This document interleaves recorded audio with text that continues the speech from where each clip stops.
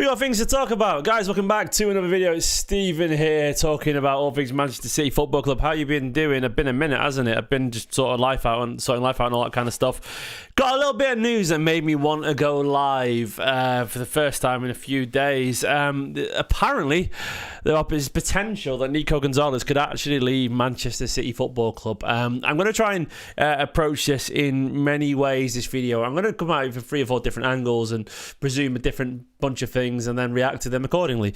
Immediately, please give the video a like, please subscribe if you are new to the channel. It would be massively appreciated to help support this channel going and so on. And also, if you like good City content, it would be massively appreciated too. So go over to the source of this. City Extra have tweeted this: breaking, Nico Gonzalez could leave City this summer in the event of a good proposal. An exit is neither guaranteed nor 100% decided and depends on offers, but there is a feeling that the midfielder is not that crucial for the project. One to watch. Now, this follows news yesterday. Let me find it. Where's it gone from yesterday? There's some news yesterday from this geezer. Where's he gone? Called Steve Summit. It was Graham Bailey actually shared, didn't he? Okay, I can't find it. I'll try and find it. But Graham Bailey from ManCity.news shared it, that this potentially could leave after 6 months only. Now, the background of this, of course, is he signed about 6 months ago for around £60 million last day of the window, where we triggered a release clause after the Arsenal game. It was very obviously a slight panic reaction. Doesn't mean it was a panic buy, but it was a panic reaction, if that makes sense. You know, we clearly jumped for the signing as a result of a very poor thing. That doesn't mean he was a bad signing. It means that that's why we went for it last minute and triggered the release clause. So there's 3 ways to look at this video. We can presume it's true. We can presume it's sort of true and then ask why. And we can presume it's false. You know? So there are many different ways. We don't presume that anything that's come online is true. It could be false. I know, Fabrizio Romano is very, very good at keeping himself in the game, so to speak. Fabrizio Romano, this could be true, but he could also just sort of repeating the news that's going around so he looks like he knows what's going on, because this is how people who are very good at their job know what they're doing. I think there's an element of both of these, all these things. I think it's true. I think it's sort of true. I also think it's false. So that doesn't really help you there, does it? I think it's all these things at once. No, Brian, we did, I know it was the discussions, but we paid the fee last minute. We weren't going to until the end. So I think it's all these things. I'm going to start why I think it could sort of be true. I don't think it's fully... Well, basically, the wording is that it's neither guaranteed nor 100% decided. So that is technically true. Like, I mean, it's obvious. I mean, you could not... Look at how, like, carefully worded that is. It's neither guaranteed nor 100% decided. It depends on offers. So basically, there's a billion get-out clauses there.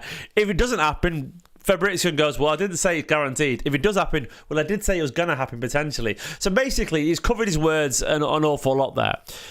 The reason I think people are leaping on this is because I think there's probably a slight element of truth in it, in terms of that.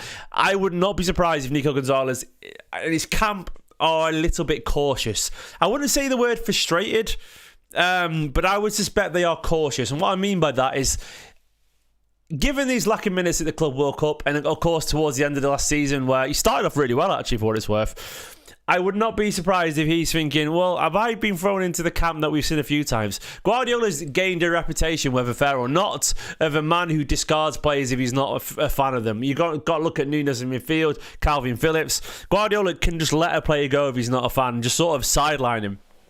And that is very much, you know, an opinion that's been formed based on relative truth, you know, so we can't really ignore that.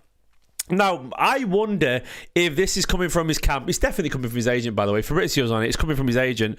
I wonder if the player is a bit nervous and is testing the waters here, re the conviction of City's use of him. This would not surprise me if it's a ploy to get a reaction from Manchester City, from Guardiola, from Cheeky Briggenstein to Hugo Viana, and see where he stands, because I think he wants to have some reassurances, or I would guess he wants some reassurances before the start of the season.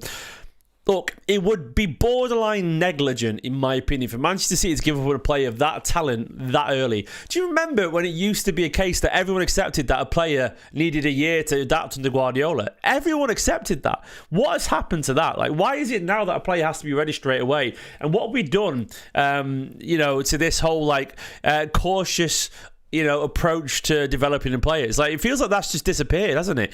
And we're in a situation here where I think players are getting nervous, and I think they've got every right to be. Ultimately, I would be amazed if Bernardo Silva, Ilkay Gundogan and Kovacic are all here in 12 to 24 months. They're all going to leave within the next year or two. All of them. That's a fact. Bernardo will leave in a year. Gundogan will be either gone this summer or the year after that. Kovacic will definitely go well right in a year, in my opinion. Not this summer, maybe next year. So that essentially leaves, in terms of deeper lying players, Rodri and Reinders. That is literally it. I'm not including the number 10s like Foden and Shirky, but that's essentially it, man. That's essentially it. So at that point, you've only got two recognised deeper players. You could mention Nico Riley, but he's not played there regularly, so I'm not even going to include him. So basically, that's literally it. At that point, it'd be stupid to let a guy who just spent 60 million on, who's La Masia trained, leave. But I do wonder, if we've made a situation here when we've got to let 4 or 5 non-homegrown players go because the squad planning has been atrocious. I wonder if, he's thinking, well, I might be a saleable asset here. And I wonder if Guardiola's thinking, well, I might not use him. I'd rather Bernardo and Gundogan. Ooh, shudders, because it's so stupid. And I wonder if there's a potential for him to force a move somewhere. If I was Hugo Viana and the board and Cheeky or whoever, I'd be actually frustrated with Pep at this point, if it's true. I want to add the caveat, by the way, because I know everyone's crucifying Pep in the comments. I've seen it all the time. People, I would engage your brain a little bit, and I'm not saying you're wrong, but what I mean by engage your brain is calm down a little bit and try and think how this unfolds before we realise if it's true, because everyone's going quick to attack Pep on this. And you got your reasons, but I am not going to point a finger either way until I see it come into fruition. If Guardiola carries on using Gundo, Bernardo, Kovacic, etc. in the field this year, he absolutely has lost the ball entirely. He's lost his mind a little bit. Jimmy, come on, mate. You all calm down, because it's my bloody video, mate. Don't be so aggressive in the chat. Calm down, man. Calm down. Let's talk like adults here. You don't have to shout at me, mate. It's one of those things where, Guardiola has to be thinking about the future here. And I'd be amazed if, given these players, if Guardiola starts to ignore them for £60 million, given that he would have given the thumbs up, by the way. Guardiola even himself said after the Newcastle game that he's a mini Rodri. And at that point, if Guardiola's been that effusive and then letting him go straight away, it's negligent stuff. It's been negligent. So he has to, he has to, accept that there's a rebuild going on here. But we don't know yet if he isn't. That's the thing. We're taking this on face value. We're taking it as if it's true. He has to think short. He maybe is thinking short term, mate, but he has to think long term. He has to. I think there's an element of, my honest opinion, I think Nico Gonzalez is sending a message here to the board indirectly. I think this will reach the football team. But what I mean by the football team is the board of directors, like the director of football, all that people, the people who are around Guardiola, people who say yes to the transfer. I really feel like this will get through to them, and I'm thinking he's nervous, and I think he needs reassurances. Do you remember when James McAtee came out and said he was thinking of leaving in the winter? Then he decided to stay in January, and he actually got a fair bit of minutes from zero. I'm not saying he played a lot, but he started to start some games. McAtee in the end got a decent amount of minutes in the second half of the season as a reaction to saying, I'm going to go. I do wonder if Nico Gonzalez and his camp are playing a game here, because it is a World Cup year. I don't think he would have got in the squad anyway for his worth. I don't think he was ever going to get in the squad, but maybe he feels like there's a small chance. And that McAtee's leaving, absolutely. No, I agree. But what I'm saying is there could be a different outcome, but sometimes sending a message does work. I think Aiden might be onto something there, but Aiden said maybe he leaves in January after not getting minutes. I don't know, maybe, but what I do know is that if we let this guy go over Gundogan and Bernardo and Kovacic, it's stupid. It's genuinely stupid. Bernardo will get staying. Bernardo is only 30 years old, and he's the club captain. But Gundogan, I hate to say it, but he should be moving on at this point. Gundogan should be moving on. He's 34 years old. As much as Guardiola loves him, we have to plan for the bloody future. We have to. be thinking about how we can build our squad again. If it's true, it's a failure. Is it false? There's potential at it being false. As I was saying, I was chatting to someone this morning, and there's often Chinese whispers on these things, you know. And like, I wouldn't be surprised if an agent has said to one. This is me guessing, by the way, so this is not a this is just a elaborate guess. But I wouldn't be surprised if an agent's gone, I don't know, maybe they might let him go. They might not be in the plans. And that's been extrapolated into he's going to leave. And that would be a very fair assessment or statement from an agent or someone close to play, because they're not sure because he's not playing much. And that could, you know, extrapolate into Pep doesn't fancy him. He's going to be sold and he's gone this summer. And you can see why these rumours get out, because people talk, people gossip, and things start to run away from themselves. And before you know, you've got this rumour where, you know, the player's done, Pep doesn't fancy him, and he's not crucial to the project, and he's available for sale. That's how these things start to spiral. It could be true, but it could also be nonsense. Honestly, like, I felt he played pretty well.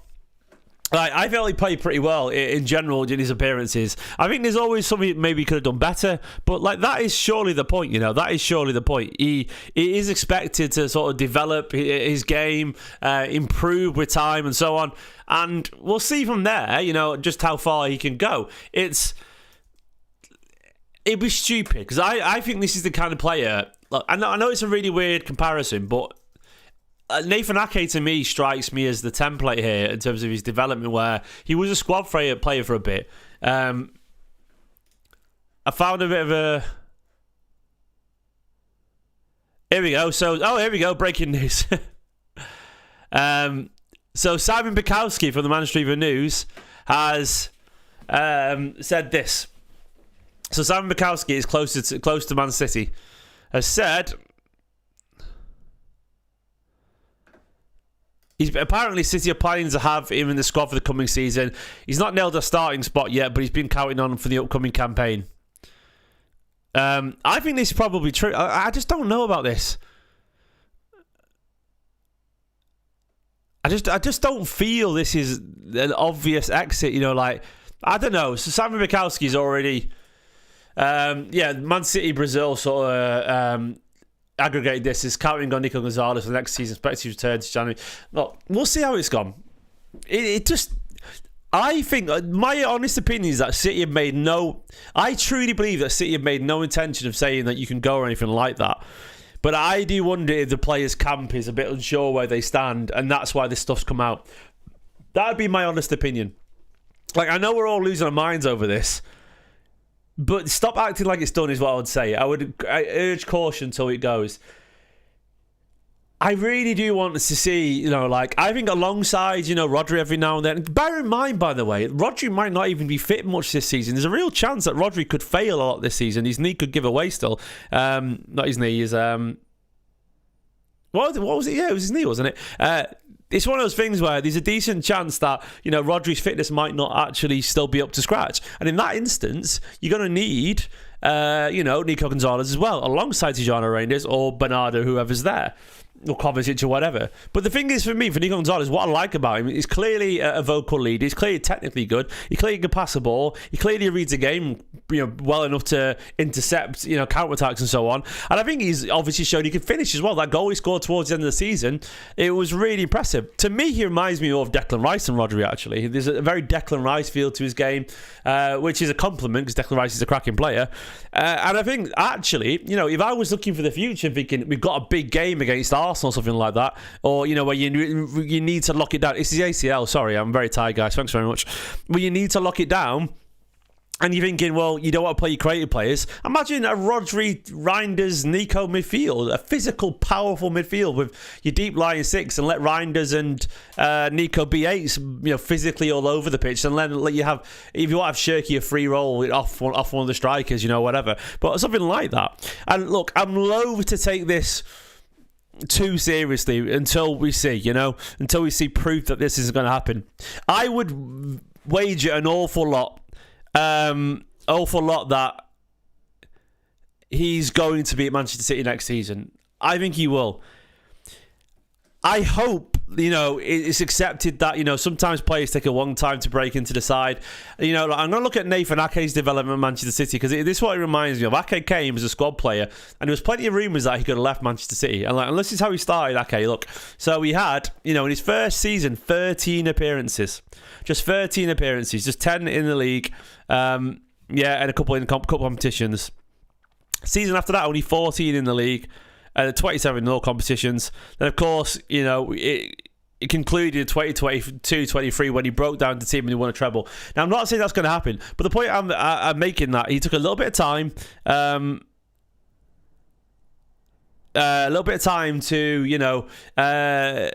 develop, hone his craft a little bit and get into the team with patience. Like, I would hope, Nico Gonzalez is going to look at the makeup of the squad and where it's going and think, if I stay around here a little bit, I eventually will get my chances. And I still think he, City Extra aggregate it now.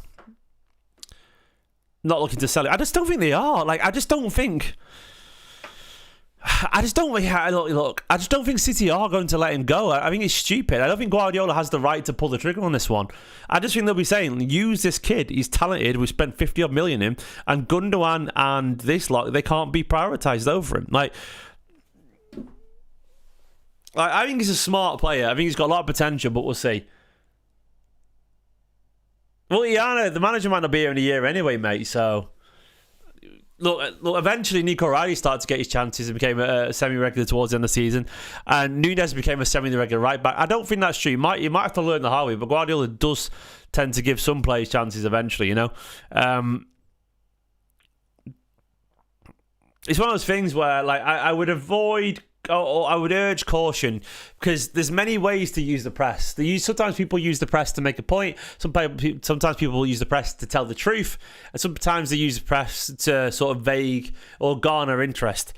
So I don't even know if Pep doesn't rate him. I think currently, right now, he just prefers other people, or he wanted a certain set of skills that necessarily hasn't got. I think there were some rumours as well that Guardiola wanted to play him alongside Rodri to develop it in training and so on, and he would, develop that way. Look, I don't know, but he has to stay. I think he will stay. I think there's an element of agent shenaniganery here. I think there are some shenanigans going on, and we'll see how it goes. Guys, let me know how many games you think he'll play this season if he stays. I think Gundogan is going to move on. I wouldn't be surprised if Kovacic ends up moving on too, to Saudi or something like that. I think Hugo Viana will be saying, we're not going to move him on, Pep. He's just joined. Take your time with this. I don't think Pep's asked to move him on either, by the way. I think it's genuinely agent work. I don't think anyone has said to him, Nico Gonzalez, we don't really fancy you, mate. I truly, hand on heart, believe that. I don't think Pep's going to come out and say, no, Nico, I'm not going to use you after that. I think it'd be a slap in the face immediately to Cheeky and Hugo Viana. I truly believe it's just agent work, and I think they're sending the message. I don't even think it's sending a message. I think someone's told the truth. Hey, agent, is Nico Gonzalez staying?